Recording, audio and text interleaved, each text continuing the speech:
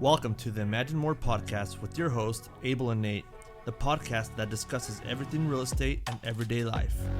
Be sure to follow us on TikTok at EpicInvesting2 and Instagram at Imagine_Able_Nate. Now let's get on with our show. Welcome everyone to our episode of the week for Imagine More podcast. Again, I'm Abel and I'm here with my co-host Nate Perneda. Hey, it's Nate. And today we have a really special guest. He is the pastor of Restore City Church here in Moses Lake, Washington, Mr. Mike Alvarado. Welcome, Mike. What's going on, gentlemen? How you guys doing? Good. If you want to just kind of give an introduction of yourself. Yeah, okay. My name is Mike, and I'm born and raised in Moses Lake, class of 93, Chiefs. Chiefs.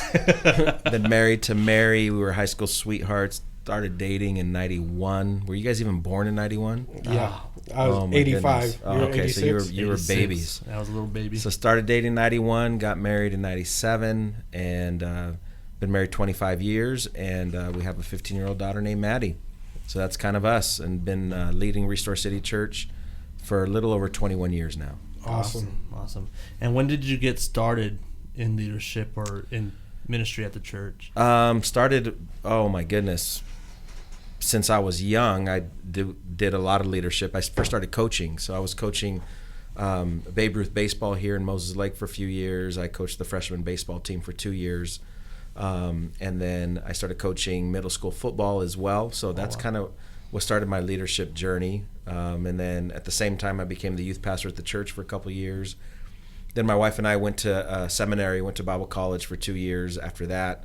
Then came back to Moses Lake in 2001, where I was elected as the pastor of the church. So I've been leading the church. I've been in leadership at the church for over 23 years, but as the lead pastor for 21 years. Wow. Yeah. So when you say you were coaching and doing youth ministries at the same time, was it easy to switch off the coach hat to the youth leader hat, or was it the same hat? It's the same hat for me, because it's bottom line, it's believing in kids, believing in what they go through, right, and helping them out. So when I was coaching, a lot of the boys that I was coaching were, they came from single moms, and they didn't have dads. And so I took that role on in their lives. One of the boys actually almost moved in with my wife and I because he was having a hard time at home with his mom, and we walked with him through some issues. I ended up inviting a lot of them to church, but I loved coaching because when you're coaching, you're really teaching skills for life as well. And so I was coaching, enjoying it, loved it. My dream was to be the varsity baseball coach at Moses Lake High, and well, God did something different. But when we would have youth, I mean, obviously you're going to put in biblical principles, but you're still coaching kids. You're coaching them on how to have ethics, how to do their homework, how to respect and honor authority, which is tough for teenagers. But for me, it was the same hat. It really was, except when I was on the ball field, I wouldn't shout biblical verses at people, right? But it was the same thing. Yeah. So you went from obviously the youth pastor to now the head pastor of the church. So what's the difference, if there is any, leading the youth to leading people who are older than you? Yeah, it's a unique challenge. It's a lot different. I mean, when you're leading students, you're trying to get them to not smoke and not drink, and trying to go to school and stay on the right track, right? But now you're dealing with adults, and so it's a different method because I was dealing with people that changed my diapers, people that I've known since I was a baby, and now I'm their pastor. So that was a very unique challenge, trying to get them to see that that I was going to be a spiritual figure of authority in their lives, and that was really hard. John Maxwell says, before people buy into your vision, they first got to buy into you. Mm-hmm. And so I had to learn to earn trust with adults. With students, it's kind of easy. If you love them, you give them food, they're going to follow you, right? With adults, it's a little bit different. They especially within Hispanic culture, it's not easy to give trust to a young person. And so I'll give those people credit back in 2001 when they said yes to a 26-year-old Mikey. To lead them, that was tough. And I still, all these years later, I look back and think, what were these people thinking to say yes to allowing me to lead them, the honor of leading them. And 21 years later, it's definitely changed quite a bit. So was there any tension when you came up as a leader to those people who, like you said, changed your diapers? Or was there any conflict or anything like that? Yeah, there was a lot. I got some really great advice early on. Is when you start leading something, you never bring change right away. You take your time with people, getting to know them, whether that's business or whether that's a church, whether you're an educator, right? You don't want to come on in with guns blaring and blazing and changing everything. You first got to get to know people, get to know their needs, get to know their personalities. And so, sure, yeah, there was a lot of tension. There was people that said, I'm not going to submit to this guy. I'm not going to follow his lead. What does he know? My Spanish wasn't great at the time, and at that time our church was a little bit more Spanish. And so it just took time to prove to people that I wasn't out just to gain a platform, but I actually felt like God wanted me to do it. I had to be there for people. I had to answer my phone at midnight. I had to pray for people. I had to walk with people through death. I had to walk with people through cancer. There was times where I felt like I was a social worker, times where I felt like I was a marriage counselor, times that I was an interpreter, and school didn't teach you any of that, but you just have something burning inside of you that says, man, this is what people need, and it's what I got to do. And so the tension was real, Nate, but over time, as people saw that, man, Mike was here to stay, he really does love us, I think the kid can work out. So, yeah. So it's like a real estate agent, just without all the death. Right. So I have a question. So your church has went through some name changes, right? Mm-hmm. It originally was El Sendero de la Cruz, and then it went to Sendero Life Center, and now Restore City Church. Yeah. So when you first became pastor, was there only Spanish services?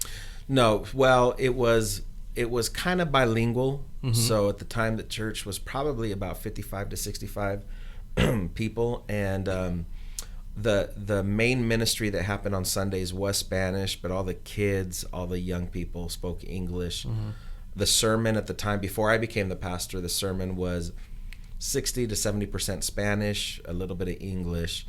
When I came on, my Spanish was horrific, and so I told the church board of directors, you guys are gonna have to be patient with me. Yeah. And so that's when the transition really began to take place, where I had to teach people and get buy-in that the younger Hispanic generation of Grant County and Moses Lake, we love tacos, we love burritos, we love the salsa, we love the music, but we speak English. Mm-hmm.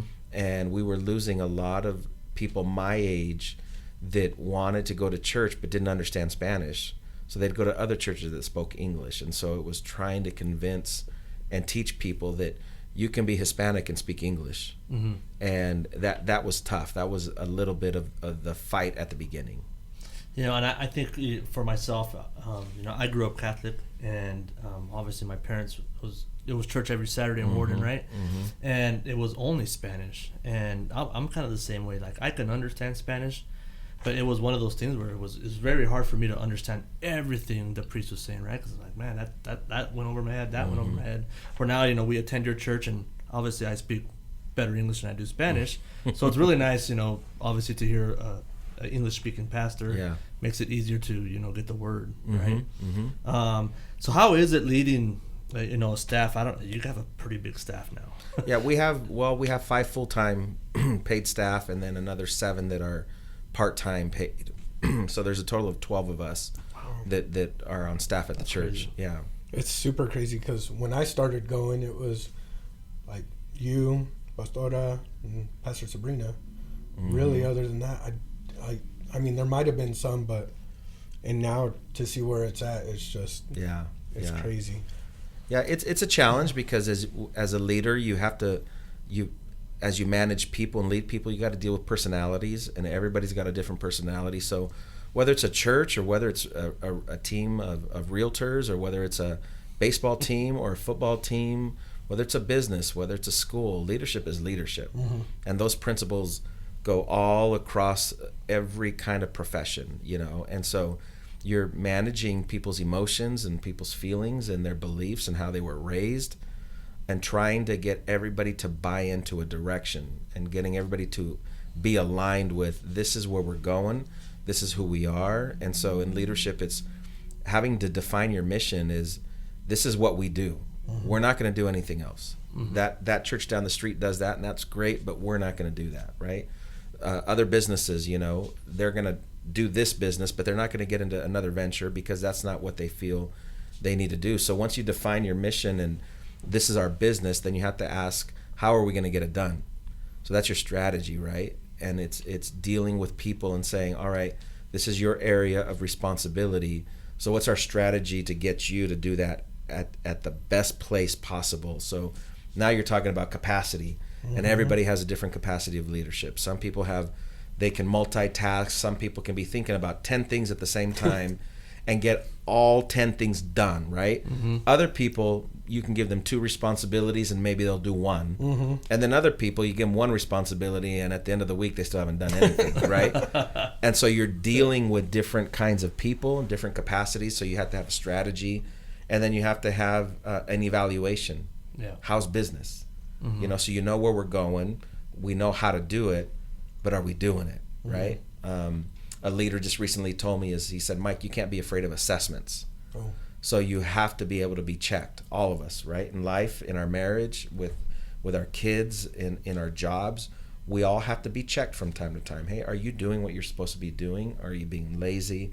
You said something earlier, Nate, while we were waiting for Abel to show up. You said, back in real estate, when we first started in real estate, the market was hot. You put a house on the market and it sells. You don't even need to show it. It just sold. And now you got to do your work. With the economy the way it is, you got to do showings. You got to go out there. You got to get your name out there, right? And I mean, that's hard work, and that's why we get paid, right? And it's a challenge, especially when you're leading a group of people that were raised differently, people with different set of work ethics, right? And to get them all aligned to say, no, guys, we are going to work hard. In fact, just yesterday at our staff meeting, I said, hey, guys, at Restore City, we don't accept average. We don't accept status quo. We're always going to be pushing the envelope. We're always going to be trying to get better at who we are and what God wants us to do and what the community needs. But we aren't going to rest on what was good yesterday. We're going to use that as foundation, but we are going to continually improve. And I told our team this. I go, guys, nobody has to motivate me to wake up and go to work.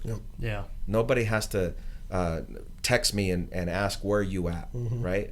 I have a work ethic. I got to work hard. That's how I honor God. That's how I honor my wife and my daughter. And that's how I honor people, is by serving them and working hard and working hours that maybe other people don't want to work. But establishing structure and systems has really helped us out with that. Awesome. So with that buy-in, do you find it easy to get people to buy in, or do you find that challenging? Well, early on, it's very challenging because you got to prove yourself, right? So if you're new at a job or new doing, you're a new coach or you're a new pastor, whatever it is, it takes time because, that there's these 5 levels of leadership, and the first level of leadership is called positional leadership. So you're a leader because you got hired, right? The boss chose you to lead that, and people don't respect you, but they have to follow you because they get paid to follow you, right? That's level 1 leadership. And so it's not until you prove yourself. Like people say, man, I can trust Nate or I can trust Abel. I can follow them because they have passion. They have purpose. They're driven, and they have this thing about them that they're dependable. And so I can follow a man like that. I don't know if you guys seen that movie. It's just a great leadership movie on the soldiers that went in after 9/11. Is it 12 soldiers or 13 strong? 13 strong. 12 strong. 12 strong. 12 strong. And that captain goes in there. He had just resigned, and his men didn't believe in him anymore because he walked away, right? And then 9/11 happens. He wants to re-enlist, and one of the guys said, what are you doing here? We don't want you anymore. You left us. And that captain had to prove himself, right? Especially to that man. At the end of the movie, after they've gone on and destroyed the Taliban strongholds, that man who questioned his leader at the beginning says, where are we off to next?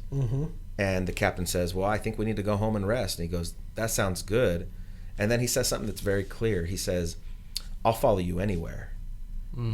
That captain, through those battles, proved that he was worthy of following. And that's how you get buy-in. So now at the church, I can initiate change, and 90% of the people are going to say, we trust Mike. We trust Mary. They're not in here to just get rich. They're not in here just to tell people what to do. They actually believe in us. They believe in the community. They believe in what God is doing here.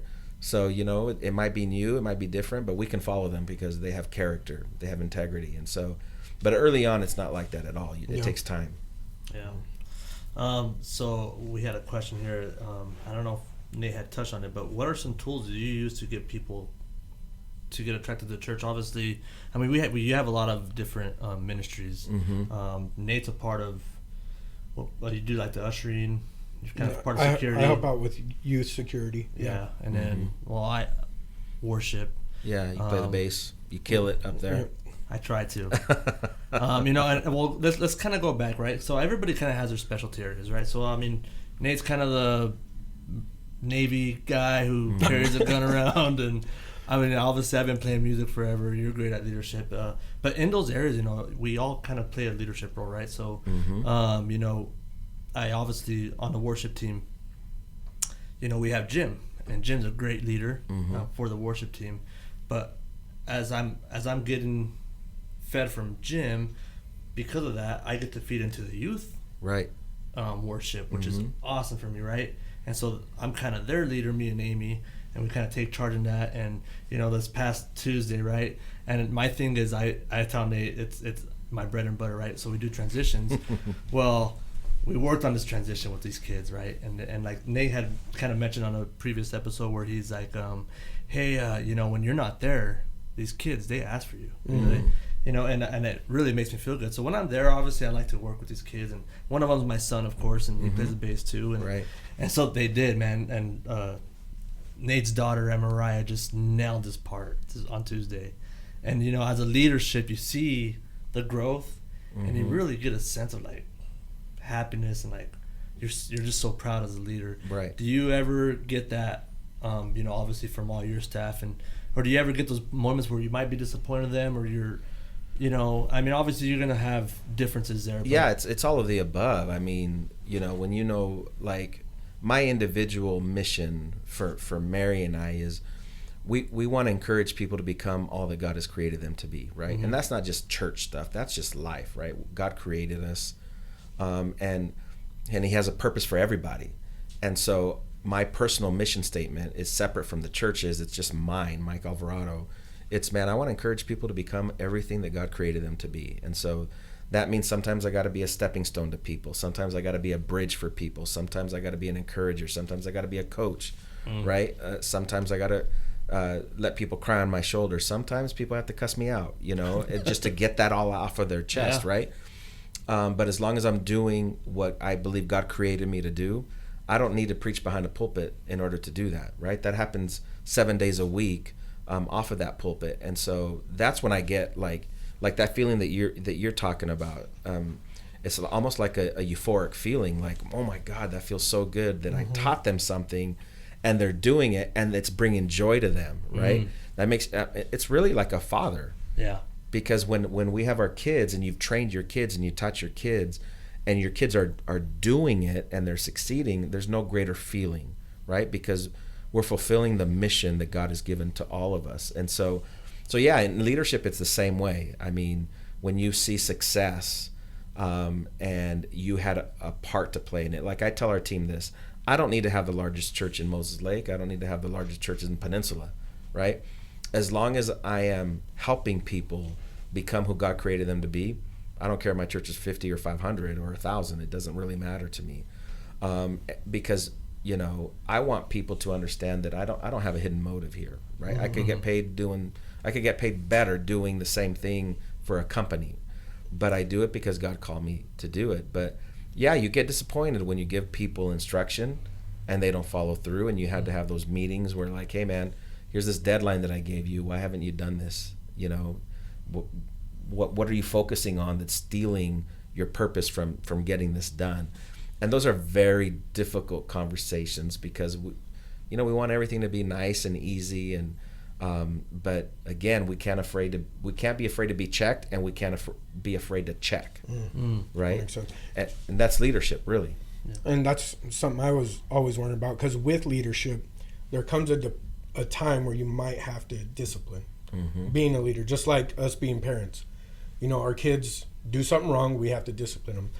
In your position, do you find it hard to, and I don't necessarily, discipline is such a strong Correct.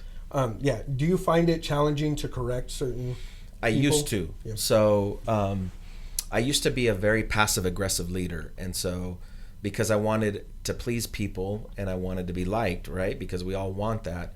I used to see behavior in our teams, in leadership circles at the church, even with serve teams or volunteers, that they're doing and they know they shouldn't be doing it.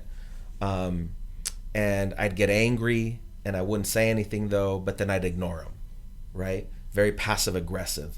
And a lot of that was my fault, because you can have expectations for people, but if you don't communicate those expectations and then they don't fulfill those expectations, then you're ticked off because they didn't do it. But in the end, it's your fault because you never shared with them what you expected from them. And that was a weakness of mine. And so coming out of COVID, I was really struggling with some leaders on our team, on our staff, and we lost a few. And so I started questioning my leadership ability. I started questioning my calling. And I was listening to a podcast by this guy named Craig Rochelle. Craig Rochelle pastors a church of about 30,000 people. He's a big-time leadership teacher. And I'm cutting the grass at my dad's house, and I got my AirPods on, and he's talking about leadership. And he said this. He said, I've learned that I needed to have a therapist. I needed to have a counselor. He goes, not only do I have a counselor, but I have a leadership coach as well. And I have a health coach. Wow. And you have to pay for that. But Yeah. he goes, all those three things have really helped me become the best version of myself that I can become. And so I took that and I talked to my wife about it. And I said, I feel a little screwed up and I need to talk to somebody about it. But who does a pastor talk to, right? Everybody goes to the pastor, but who does he go to? Yeah. And so I started asking around, and I found a guy out of Sacramento who does counseling for pastors. And we started Zooming, and it's been 15 months now where I meet with this guy every 2 weeks. And he really took out a lot of insecurity that I would have in my leadership, where I couldn't correct, where I couldn't bring something to Nate and say, hey, Nate, I asked you to do it this way. Why did you do it that way? Hey, Nate, you're supposed to arrive at this time. Why are you arriving at that time? Right now it's behavior. It's not that you were running late because you had to take your son to practice. It's every day you are showing up late and you are dishonoring time because you know you need to be here at this time. And so those are small signs of dishonor. And so so as I started seeing the counselor, he started saying, Mike, one of your problems is you want affirmation from people, and that's where you get your feeling of accomplishment from, when you can't get that from people, because the same people that pick you up will be the same people that will step on you. And so he goes, your problem is you say yes to everybody because you don't want to let anybody down. So you say yes out of obligation, not out of purpose. And so you over obligate yourself, so then you can't fulfill the commitment. And so now those people think you're a liar and they don't trust you because you said yes, but you weren't able to do it. Not because you didn't want to, but you overcommitted yourself. Yeah. And so he said, you got to learn the power of no. Yeah. And I'm like, oh, man, that's very difficult to say no to people. Yeah. But the last 15 months, I've learned the power of no, and the power of protecting my private time, my alone time. And as I've done that, I've seen my ability to correct people when they've been wrong. But then it's also allowed me to be corrected when I'm wrong, and not getting defensive when somebody corrects me for something that I said or did that I shouldn't have. And it's been amazing. So now I have a therapist or a counselor, but then I also hired a leadership coach who I meet with quarterly, and we sit down and we talk leadership, and he corrects me on different things that I'm doing, which then allowed him to hire me to be on his team. And now I'm coaching 10 pastors from around the country. Awesome. On leadership. And so just the reason why I got here when I did is I had an hour and a half Zoom meeting with pastors from Florida, Ohio, Tennessee, Texas, and Chicago, talking about leadership and being able to identify what your mission is and sticking to that mission. And so it's really fun. And I've seen my own life improve immensely as I've learned to say, I need help. Wow. Now, do you think, the phrase natural born leaders, do you think that's true, or do you think anybody could become a leader with the proper teaching? Well, I think that everybody can become a leader, but not everybody's going to be at the same level of leadership. Okay. So natural born leadership, yeah, I think there's some people that just have giftings for it. But then, it's kind of like this. It's kind of like when I was a kid playing baseball, I was pretty good. I didn't have the size, but I had the glove, right? And I could field the ball, and I was an okay hitter. And I peaked, though, my freshman year in baseball. I peaked, in high school. I was the best, probably one of the best players on the team. And because of that, I didn't practice hard. I rested on my talent. Yeah. And all of a sudden, guys that I was, when we'd play Babe Ruth, guys that I was a lot better than them, we get into high school, they become better than me because I was resting on my talent. I wasn't working. And so I wasn't running hard. I was cheating when I was running. I wasn't doing the proper exercises. I wasn't getting the at-bats in.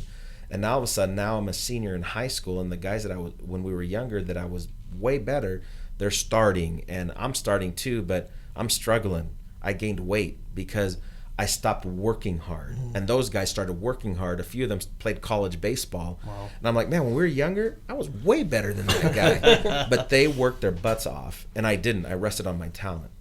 And so, there's some guys that are natural born ball players, right? They were born with a ball and a bat out of the womb, right? And they become pro ball players. But everybody else has to work hard. And it's that way in leadership. So there's some people that are born with charisma. That doesn't mean they're born leaders. They just have this personality where they can command a room because of their charisma. But we can all learn leadership. We can all learn skills. We can all learn, how to lead people.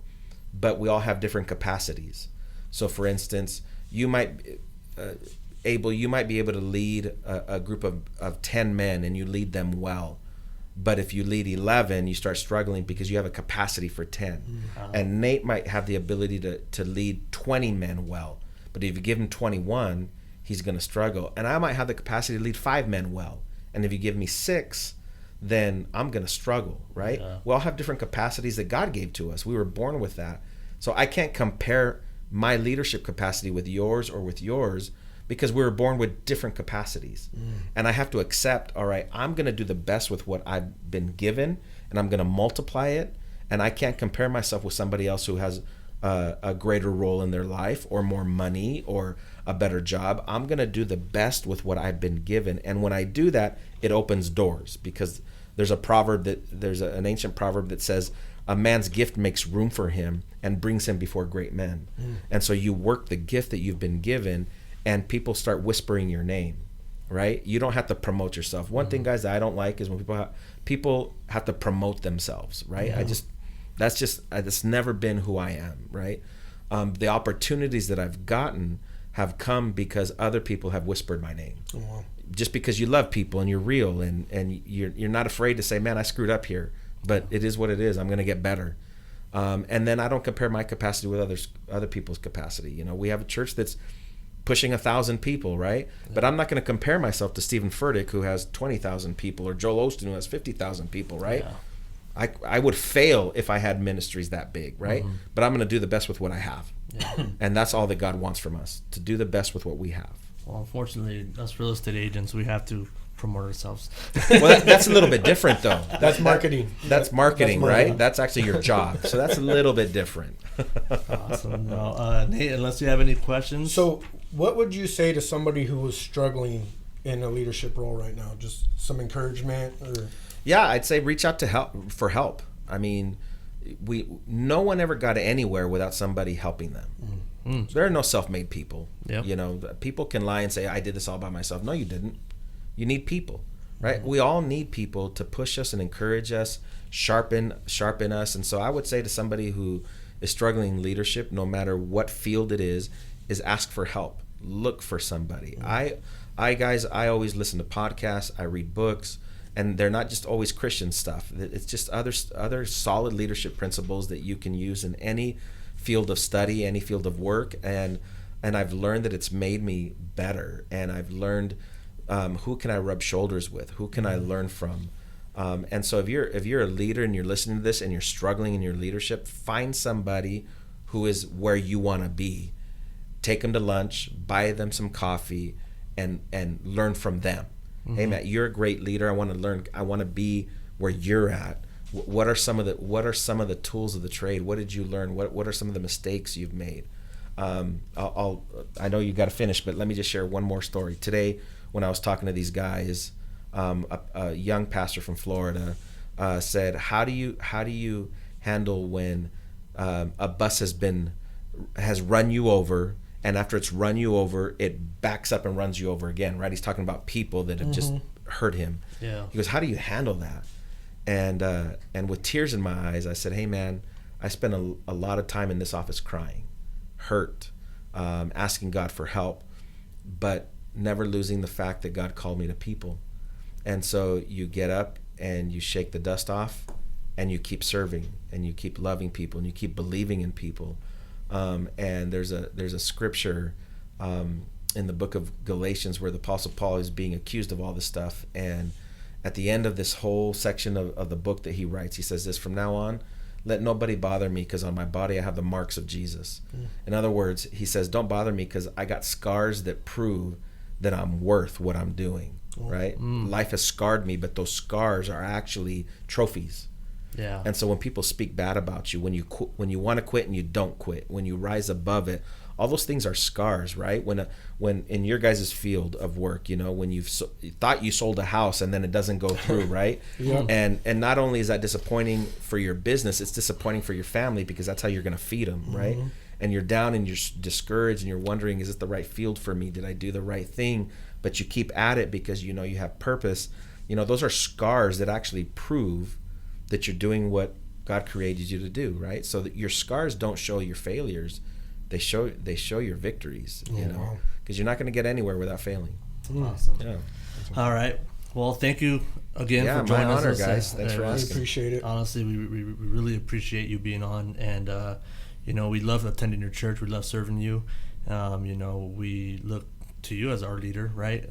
Spiritually, I do. So we want to thank you again for being on the show, and we look forward to having you on maybe later on another episode. Yeah, my honor, guys. Heart and soul. Awesome. Thanks, guys. See you guys. Thank you for tuning in to the Imagine More podcast with Abel and Nate, the podcast that discusses everything real estate and everyday life. Remember to follow us on TikTok at Epic Investing 2 and Instagram at Imagine_Able_Nate. Be sure to tune in to our next episode. Until then, stay great.